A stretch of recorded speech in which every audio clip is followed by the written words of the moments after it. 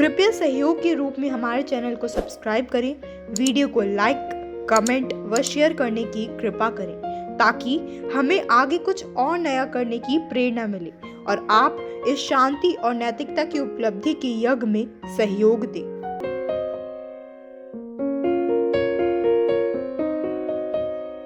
आज हम राष्ट्र के संविधान के बारे में कुछ प्रारंभिक बिंदुओं पर प्रकाश डालेंगे।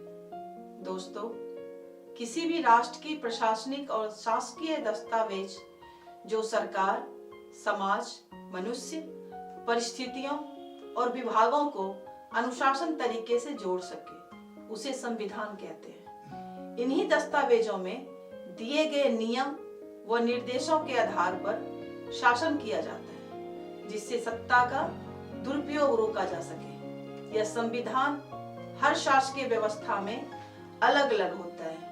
जैसे राजतंत्र में राजा के विचारों के द्वारा ही संविधान बनाया जाता है, इसी तरह जनतंत्र राष्ट्र की शक्ति वहां की जनता निहित करती है, जिसे किसी गलत व्यक्ति को सत्ता तक पहुंचने ना दिया जाए या उसके पद से हटाया जा सके। अर्थात संविधान के द्वारा शक्तियों का प्रयोग करने के लिए निर्देश दिए जाते हैं, जिसका उल्लंघन नहीं किया जा सकता।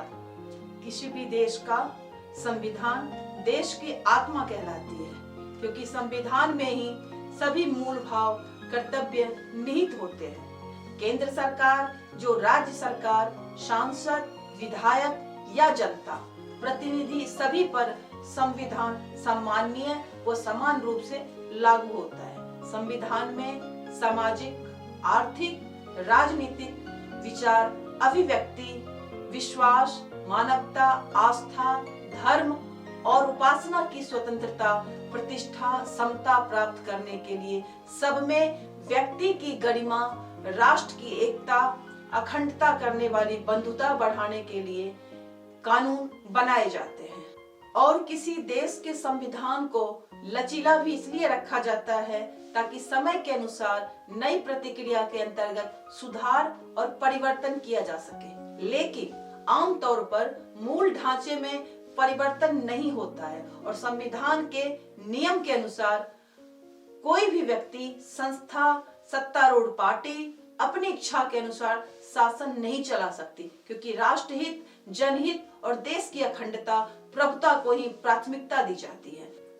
भारत का गणतंत्र मतलब जनता का, जनता के लिए और जनता के द्वारा शासन, अर्थात गणतंत्र, जिससे हम प्रजातंत्र, लोकतंत्र और जनतंत्र भी कहते हैं। और उस देश की जनता ही सर्वोपरि है, इसलिए संपूर्ण संचालन में जनता की भागीदारी ही सुनिश्चित करते हैं। संविधान को मानने के अनेक महत्वपूर्ण कारण है, जिनमें से कुछ पर संक्षिप्त में प्रकाश डाला जा रहा है। संविधान की दृष्टि में भारत का प्रत्येक नागरिक समान है। नागरिकों में संवैधानिक रूप से किसी भी प्रकार का स्थान, जाति, धर्म, लिंग और क्षेत्र के आधार पर भेदभाव नहीं किया गया है। संविधान के अंतर्गत राष्ट्र को सर्वोपरि माना गया है। सभी जाति, धर्म के लोगों को बिना भेदभाव के संपूर्ण विकास की परिकल्पना की गई है। राष्ट्र के विकास की मुख्य धारा में सभी नागरिकों की भूमिका निहित की गई है। सामाजिक आधार पर शोषित, वंचित, बहिष्कृत, पीड़ित वर्ग को भी राष्ट्र के विकास की मुख्य धारा में जोड़ने के लिए विशेषाधिकार प्रतिपादित किए गए हैं। महिलाओं को लिंग भेद और जाति भेद से मुक्ति दिलाकर उनके लिए राष्ट्र के विकास की मुख्य धारा में समानांतर भूमिका का प्रतिपादन किया गया है। महिलाओं को पिता और पति की संपत्ति का भागीदार बनाया गया है। महिलाओं के लिए मातृत्व अवकाश और विशेषाधिकारों की व्यवस्था की गई है। नागरिकों के लिए शिक्षा और सुविधा के साथ साथ रोजगार देने की भी व्यवस्था प्रतिपादित की गई है। नागरिकों को अपनी पसंद अलग अलग निकायों में, जैसे पंचायत, नगर पालिका, प्रदेश और लोकसभा में जनप्रतिनिधि चुनने का मताधिकार दिया गया है।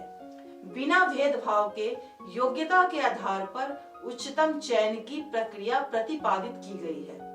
बिना भेदभाव एवं पद के उच्च पदों तक चुनाव की प्रणाली प्रतिपादित की गई है। इस संविधान में समतामूलक समाज की परिकल्पना को समाहित किया गया है। विधि के समक्ष सभी नागरिकों को समान माना गया है। इस संविधान में चुनाव आयोग की स्थापना स्वतंत्र रूप से की गई है। इसी तरह स्वतंत्र न्यायपालिका की भी स्थापना की गई है। भारतीय रिजर्व बैंक की स्वशासित स्थापना की गई है। देश की बाहरी और आंतरिक सुरक्षा की संरचना का निर्माण किया गया है। नागरिकों को मौलिक अधिकारों सहित नीति निर्देशक नियम प्रदत्त किए गए हैं।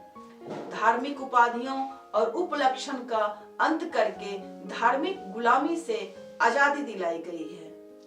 देश का मूल और ऐतिहासिक नाम भारत रखकर सभी जाति धर्मों में देश के प्रति राष्ट्रीय भावना का संचार किया गया है, अर्थात राष्ट्रवाद।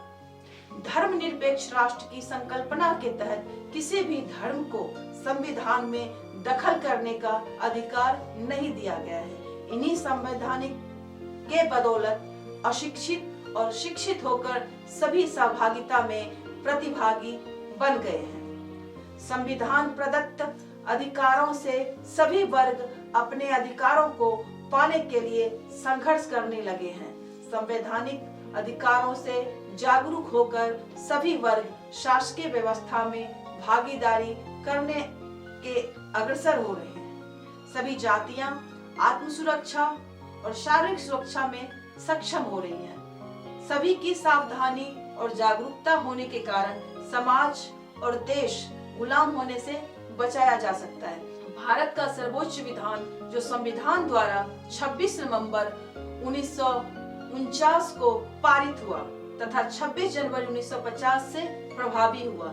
26 नवंबर 1949 जिस दिन भारत के संविधान को पारित किया गया था उसे संविधान दिवस कहा जाता है और 26 जनवरी जिस दिन संविधान को लागू किया गया था देश में गणतंत्र दिवस के रूप में मनाया जाता है। डॉक्टर भीमराव अंबेडकर को भारतीय संविधान का प्रधान वास्तुकार या निर्माता कहा जाता है। भारत की संविधान का आधार अधिनियम 1935 को माना जाता है। भारत का संविधान विश्व के किसी भी गणतांत्रिक देश का सबसे लंबा लिखित संविधान है और इसका अनुक्रम इस तरह है: संविधान सभा, संक्षिप्त परिचय, इतिहास, भारतीय संविधान की संरचना और अनुसूचियां, आधारभूत विशेषताएं, संप्रभुता, समाजवादी, उपपंथ निरपेक्ष,